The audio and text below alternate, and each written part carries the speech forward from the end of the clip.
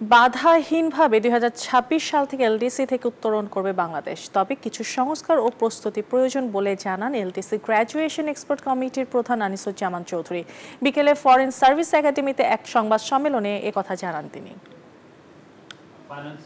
2018 সালে স্বল্পোন্নত থেকে মধ্যম আয়ের দেশে জাতিসংঘের শর্ত পূরণ করে বাংলাদেশ। তবে করোনার ধাক্কায় 2024-এর পরিবর্তে 2026 সাল নির্ধারণ করে দেয় জাতিসংঘ।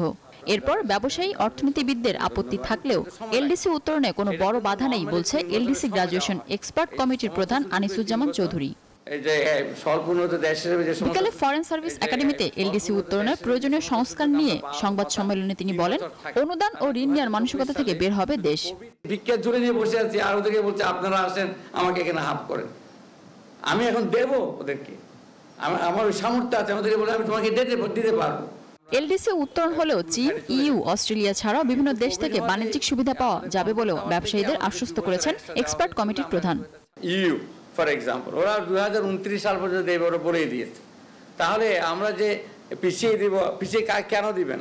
আমরা চাওয়ার আগেই তো ওরা অফার করেছে। অস্ট্রেলিয়া বলেছে ইট ডাজন্ট ম্যাটার, তো আপনারা গ্রাজুয়েট করেন না করেন, আমাদের যে সুযোগগুলো আছে সে সুযোগগুলো চলবে। এলডিসি উত্তরণের প্রয়োজনীয় সংস্কারের উদ্যোগ নিয়েছে অন্তর্বর্তী সরকার। সেই সাথে সংস্কারে সার্বক্ষণিক মনিটরিং করা হবে বলেও জানান প্রধান উপদেষ্টার প্রেস সচিব। পুরো রিজনের জন্য একটা ম্যানুফ্যাকচারিং এবং ইকোনমিক হাব তৈরি করা, এবং এটা এলডিসি উত্তরণের পরেও যাতে এটা আরো শক্তভাবে আমরা করতে পারি, মনিটরিং করতে হবে কোথায় কি হচ্ছে, কোন জায়গায় জন্য কোনো টার্বুলেন্স না হয়। বাণিজ্যিক প্রতিষ্ঠান ও বাণিজ্যিক আলোচনার জন্য দপ্তর ও দক্ষ লোকবল তৈরির কাজ চলছে বলেও জানান তিনি। এবং সেই অনুযায়ী যত মিনা ফেরদাউস, নিউজ 24, ঢাকা।